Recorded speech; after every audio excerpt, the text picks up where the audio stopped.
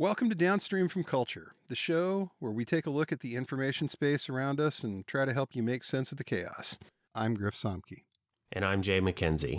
On this episode, we're taking a look at the changes in Twitter in the immediate aftermath of Elon Musk's purchase, including the wave of parody accounts that used the new verification system to cost corporations such as Eli Lilly and Lockheed Martin billions of dollars in market cap. We'll also be covering the U.S. midterm elections where, improbably enough, control is still up for grabs. And finally, we'll be covering the GOP Civil War. It's Trump versus the establishment once again. Will Ron DeSantis challenge Don for the 2024 Republican presidential nomination? Thanks for tuning in. Let's get right to it.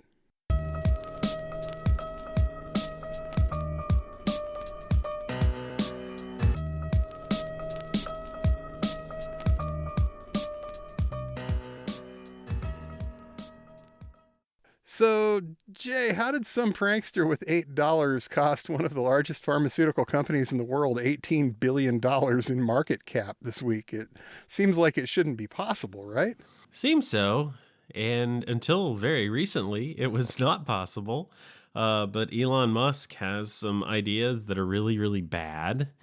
And he has brought out all the pranksters. And yeah, somebody got a fake quote-unquote verified account of Eli Lilly because it costs $8 now to be verified, quote-unquote verified on Twitter, which doesn't make any sense. But yeah, the fake quote-unquote verified account tweeted out that insulin is free now. Ooh. Yeah, and then people are like, Eli Lilly exists, and wow, they charge a lot for insulin. And did you realize how much insulin costs in other countries? And why is Eli Lilly so shitty to diabetic people? And then when you see that the inventors of insulin sold their share of the patent for $1 each, wow, that's some real bad press. Yeah, and Elon's been trying to make a joke out of all this and posting through it, and he's trying to justify all this while advertisers just leave in droves and say, "Hey, you're killing our brands here. It's not safe on Twitter anymore." And Eli Lilly's not the only company that got hit with this. Lockheed Martin, Nestle, Chiquita Banana. I mean, there were a bunch. Yeah. And it's just so easy. It's $8. It's $8 to be quote unquote verified. And then you've got Twitter that they floated this second check mark that was official, and they floated it for, honest to God, it was like 3 hours that somebody who worked for the company said, "Hey, we're doing this." And then random right-wing troll tweeted at Elon and said, we're still second-class citizens because we don't have the second check mark. And then Elon said, "Okay, we're getting rid of it." And then they got rid of it. And then 2 days later, it reappears because Eli Lilly and Chiquita and Coke and all these companies, they called up Elon and were like, "Fuck you, buddy." Attorneys are going to be lined up at the courthouse first thing on Monday morning. And apparently the Washington Post approached Senator Ed Markey and got his permission to set up a fake account in his name using the new Twitter Blue feature. That's what they're calling this, Twitter Blue. And somehow this got verified as an official account instead of the account that paid for the check mark. Oh, I didn't realize I didn't either until I looked this up today, and I was like, oh my God. So there's now 3 official Senator Markey accounts, and functionally, there's no difference between the imposter account and the senator's real accounts. And he has, of course, written a very, very stern letter to Elon to ask him how this could have happened, how they're going to stop him from happening in the future. Wow. But it might be a while because Elon let the entire communications department go in the last round of layoffs. So it might be a minute before they can spare anybody to go before Congress and grovel on this. But yeah, we don't even know who's left working at Twitter, and we're not sure that Twitter knows. Right. People don't seem to know who their bosses are, and Twitter fired a bunch of people, and then they tried to hire some of them back, and did any of those people come back? Or it's such a mess. Even if you're contrarian and the MSM is too focused on bashing Elon, okay, maybe they are, but he also deserves it. But really, it is a disaster. And it's all Yes. his doing. It's all his doing. And I think people are now starting to wake up to just how much news was starting on Twitter. People think, and I've had people tell me this, like, oh, nobody's on Twitter anymore. Twitter is irrelevant. Twitter is not a thing people pay attention to anymore, except for all the people that help you decide what news you're going to see on whatever platform it is that you actually get your news from, because they're all on Twitter. They are. You can say it's elitist and you don't like it and all this, but without Twitter, the type of news, the topics, the stories that matter, so much of it would be different and realistically worse. The way the system works now, news starts on Twitter. I'll give you, it could be better and maybe there's a way that it can be better, but I think initially without Twitter, if Twitter just goes away and there's no alternative, it'll be worse because people aren't going to know how to get their news or how to collaborate or how to understand what's important and what isn't. Even stuff like a topic like TikTok, okay? We've seen a lot about what TikTok has done wrong and poorly. This user data is getting sent back to China. They're not stopping election misinformation. There are real serious concerns about TikTok and whether it should even be allowed to exist in the United States. But that was a pretty fringe idea a year ago. And you will never hear that discussed on TikTok. No, you will not. And I think something like that does matter, that is important, that everyone in this country should care about, it filtered from the fringe to a real story that even a good amount of people on the left. The last story I saw about the election misinformation problem on TikTok was at Media Matters. And 6 months ago, that would not happen. And without Twitter, it doesn't happen. Nope. You know, Twitter's got flaws. Twitter's got a lot of flaws, and we've seen so many of them exposed in the wake of Elon's purchase of Twitter, but nothing else has the potential to reach as many people as quickly as this does. It is still the one platform where some absolute utter random nobody can walk up to almost anybody who has an account and potentially get a response to a question. I mean, we last week had a gentleman by the name of Matthew Tynand. Is that how we say the guy's last name? Tiermond. Whenever he goes on Bannon's show, it's Tiermond, tell me about it. This is a guy who goes on the Tucker Carlson show the night before in front of 4 million viewers and spews his spew. And then the next morning he gets so upset about something a couple of randos said in an article about his time in Brazil that he has to go ahead and mention it. You know, it levels the playing field. He called me a clown on Twitter. I know, that was amazing. You're right. It was the day after he was on Tucker. Yeah, that's fun. Just levels the playing field so much. I honestly think that something like this has to exist.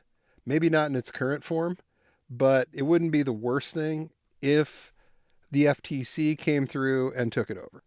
There are worse ideas at this point. If the choice is between having the whole thing go completely away, which is a very real possibility at this point. And it is amazing how fast that happened. I try to read a variety of sources, topics, whatever. So I read Bari Weiss, and fine, she's definitely on the right, and she's taken some stances I don't agree with, but I think it's important to see what the different viewpoints that are out there. But honestly, when Twitter was purchased by Elon, she was happy. She published an op-ed from somebody who talked about the liberal left-wing bias of Twitter, and Elon's going to make it better and all these things. And it's now been 2 weeks, and I saw an email coming in my inbox, and it was from her site saying, if Twitter dies. And it's been 2 weeks. Yeah, that's where we're at. One of my favorite journalists, Michael Edison Hayden, was asking for bets the other day on how long he thinks it's going to last. And I put in December 1st, and I felt maybe I'm being a little optimistic about that with the way things are going right now. we are seeing it sort of fall apart in real time. And honestly, you gotta think that Elon is considering right now if somebody will buy it for him and he takes a 25-30 billion dollar loss, They're stuck, and then they're stuck. he might just take it. Really, he can. I know he's posting through it, and it's LOL, and Twitter's users are up, and things are exciting, and it's fun. He's hemorrhaging money. He's a disaster. He can kind of list off a bunch of platitudes about free speech and how he's going to make it better, but specifically policy wise, he has no fucking idea what he's doing, and it's so obvious to anyone who's paying attention with a pulse. It's right there in front of us. He can't even do the free speech part. Last night, he clamped down an article from Mediaite that was just basically making fun of him. Did you see that? I did. They censored an article that said he's doing nothing right. I mean, that was it. There was nothing offensive in that article. It was one word. All the things Elon Musk is doing right at Twitter. Click. Nothing. Click. And Mediaite is a perfectly normal website. There's nothing really objectionable there. No. It's fairly tame and objective, and it's just nothing. Right. And all of a sudden, like, I get a comment, I post it, I think I'm going to be funny, and I repost it with, "This is a fair and balanced look at how Elon's doing. I think you should read it." And I get this response like, "Says that's a bad site." It's an unsafe link. What? Unsafe link? What? Oh my God. Take a joke, dude. Seriously. Yeah. So we'll see. We'll see how that plays out. But right now, it's not looking great. Speaking of not looking great, if you're a Republican, let's talk a little about the midterms. Ooh. Sorry. It's a little soon, right? Too soon? Too soon? Oh. Where's my red wave, Ma? Didn't happen. United States midterms were held on November 8th, 2022. It is November 12th, and we don't know who's going to control the House, but we know that the Republicans are not going to take the Senate. Almost every poll and pundit predicted a red wave of Republican victories from coast to coast. However, the red wave has yet to materialize, and at this point, it doesn't look like it's coming this year. The state of Florida went very heavily GOP, but this was offset by massive Democratic victories in Michigan and Colorado and Pennsylvania. How did almost everyone, miss the mark on this so badly?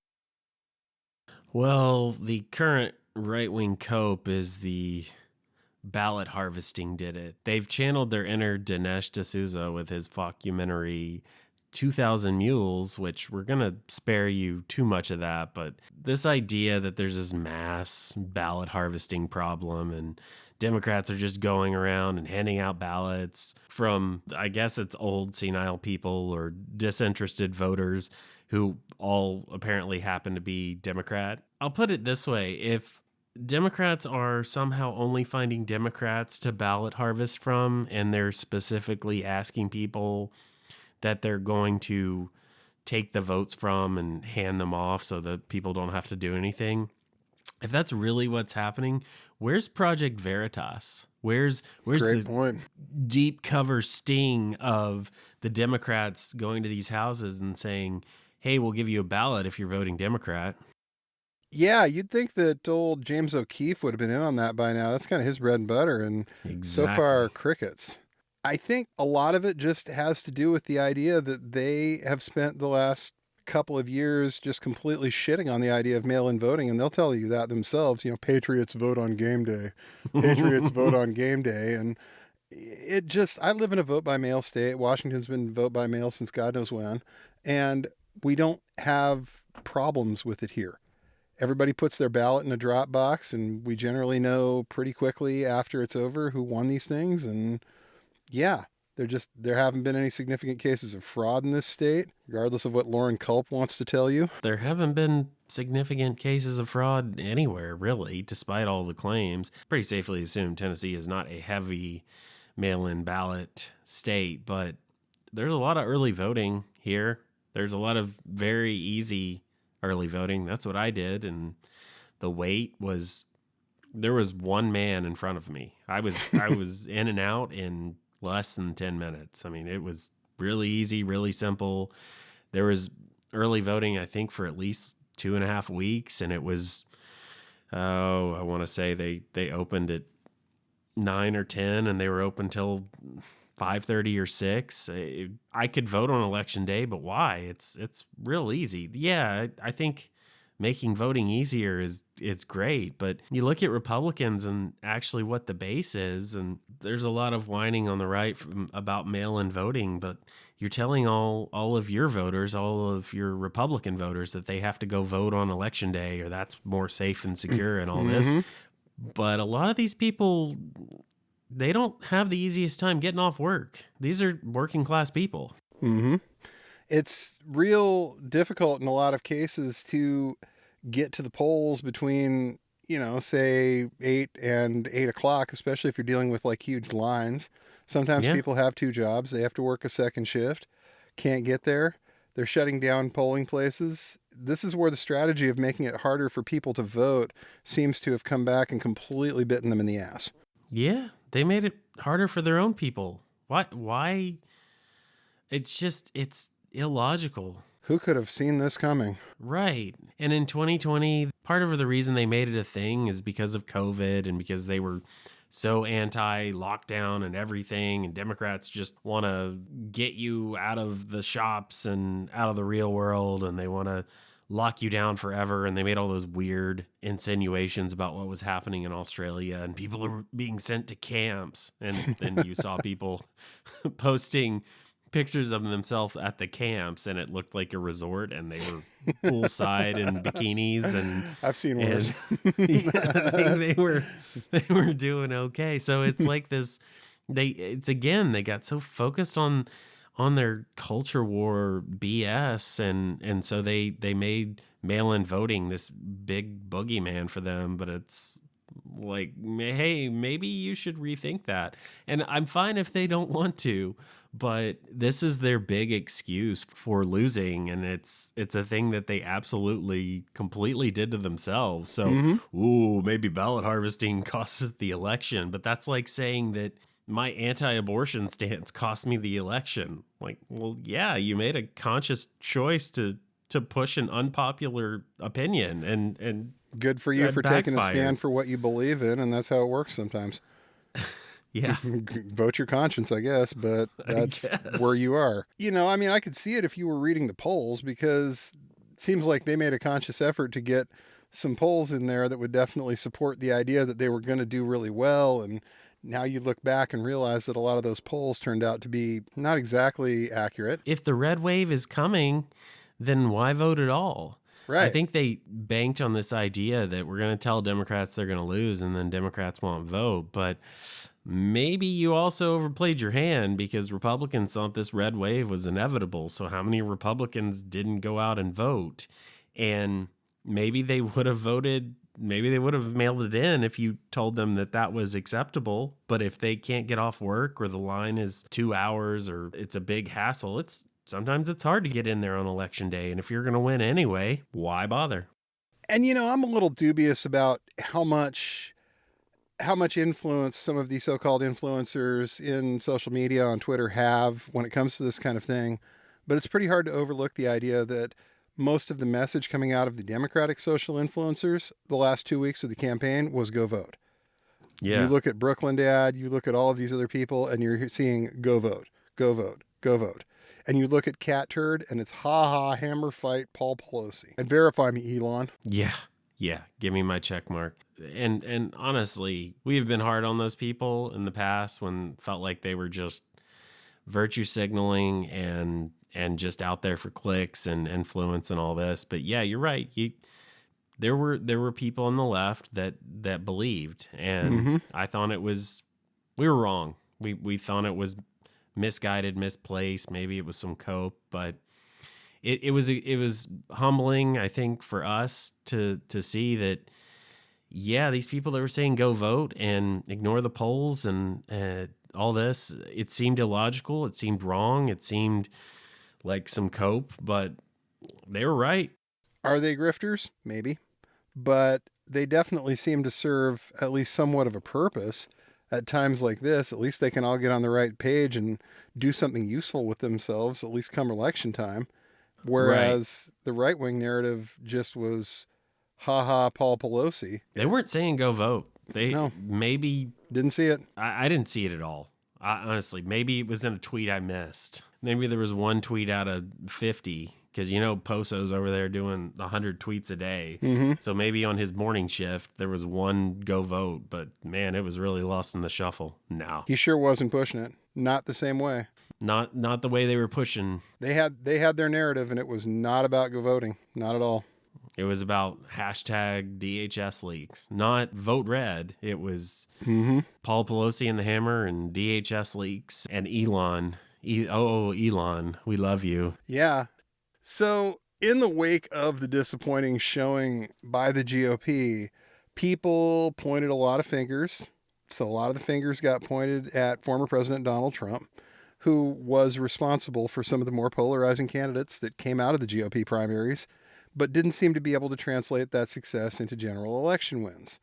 The Murdoch media machine was especially hard on him, with Fox and the New York Post all stating with various degrees of vitriol that he should stand down in 2024. And of course, Trump being Trump, fired back in a series of truths on his social media site, Truth Social, where he eviscerated people he considered to be disloyal and traitors. We've got people taking sides. Who's coming out ahead? Good question. I think we are on the same page in terms of we think it's going to be Trump.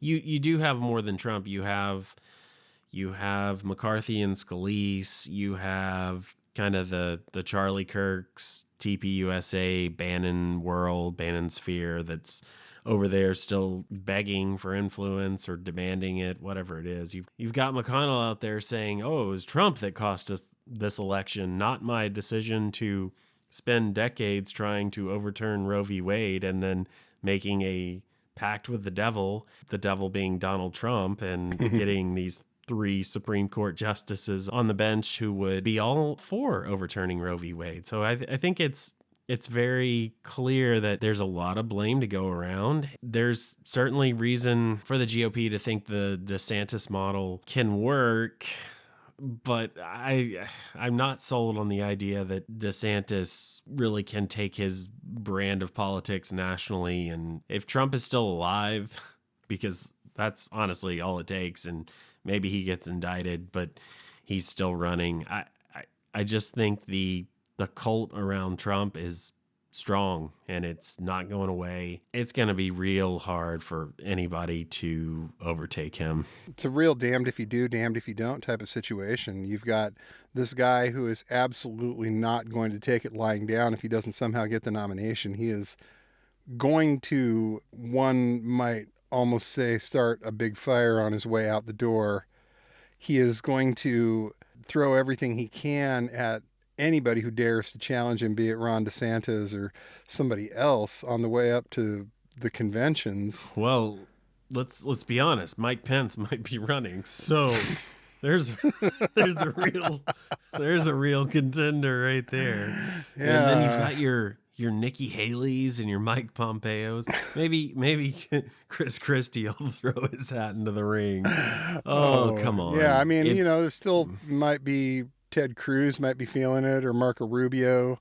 Oh, they want to be president, but it just didn't work out for them. It's going to be Trump, and if it's not Trump, it's going to be DeSantis. DeSantis with a really pissed off Donald Trump behind him. That's well, yeah. I just Trump is going to burn it to the ground. If they don't give it to Trump, then I think DeSantis would be foolish to try. I think he's a smart guy, and whether you like him or not, I don't think the man is dumb. And I think if he looks at the way things are right now, Trump won't let him win. It's either Trump's or it's no one's. And he's shown time and time again that he's fine with that. And I just saw a tweet about an hour ago from Senator Josh Hawley from Missouri. And I think that's another guy that I could somehow see, he's pretty young. He's, I think, 43. Young enough that he could definitely make a run at it in 2028. Yeah. His quote is, "The old party is dead. Time to bury it. Build something new." And I don't think he's entirely wrong, because I'm just not sure how you get past this dilemma that they've got right now named Donald Trump. I don't see how they do it. In 2028, Trump he's either going to be dead or too old or ineligible to run. Let's just be honest. I'm not making a judgment or saying I have a preference there. That's just the reality. This is his last shot. So if you're Ron DeSantis and if you're anyone who wants on the right who wants to be president someday, I think they should get out of the way, because Trump is going to have his last hurrah, and it is terrifying. And if he actually does win, it's very concerning what that's going to look like. And I'm not saying it's impossible. It's not. But it's not impossible at all. But I think it's a real uphill struggle for him to win in 2024. He's got a lot more baggage. He's got a lot of really, really disaffected Republicans at this point. I can't see them all kind of coming home on this. I can see a lot of them saying, well, it's a lost cause. Let's stay home, teach them a lesson. How is Trump going to sway anyone even remotely independent in the middle? How is he going to convince them, oh, yeah, this is the time? Yeah. Oh, you're on the fence politically? Oh, yeah, this is the movement. My absolute batshit election denial. Still, he's going to talk about 2020 just all the time and never let it go. And he's going to talk about deep state and the press are the enemy. And he's going to promise all sorts of revenge and grievance. And if he gets elected, he is coming after people. It is going to be nonstop. Yep, just absolutely. Yeah, tearing it down and going after everyone that's on the list that he's got tucked away somewhere. And honestly, let's be real here. I think we're on the list. I don't think we're at the top or anywhere near the top. But if there's a list out there of enemies that need to be targeted, we're on it. Yeah, and it's coming. And it's scary. And I don't want to live in that world. I don't want my kids to live in that world. And the way we don't live in that world is by getting out there and doing the work to make sure that world doesn't happen. Yeah, we keep educating people. We keep telling them, hey, this is bad and you should be concerned and you should definitely not vote for this because it's going to hurt a lot of people who don't deserve any of it. And that's not the country we want to live in. Nope. But I do think, I don't know about you, but after these midterm results, which, yeah, like I said, I am surprised at how well Democrats did. I think there's definitely hope for all of us that, yeah, our country doesn't want to be this way. It is rejecting some of the hate and vitriol and divisiveness that Republicans have been pushing and been ignoring and maybe kind of laughing about in the back room. I think people came out and voted their conscience and said, this is not us. This is not who we are. This is not who we want our kids to be. So yeah, I think there's reason to say that we can beat this thing. I do think it's probably going to be Trump. And even if it's somehow DeSantis, I think it's, to even have a chance, DeSantis is going to have to be very Trump-like. And that future needs to be rejected too. Mm-hmm. So we don't need another one of those. We've seen what this looks like. We're better than this. And we proved it. People proved it. Mm-hmm. And damn, I'm proud of them. Me proud too. of you. People who went out there and voted and said, I don't care about the polls. Whether you're voting for Democrats or against Republicans, you rejected what they're slinging. And good for you. Indeed. That is huge. And it's a great step towards having that future that we all want to see. Thanks for listening to the Did Nothing Wrong podcast. If you want to hear more, you can go to didnothingwrongpod.com. You can also follow us on Twitter at James, the word 4, and the letter M, all one word, and Grizza BJJ, Grza BJJ, as well as DNW Pod. Thanks again for tuning in, and remember, everyone mentioned did nothing wrong.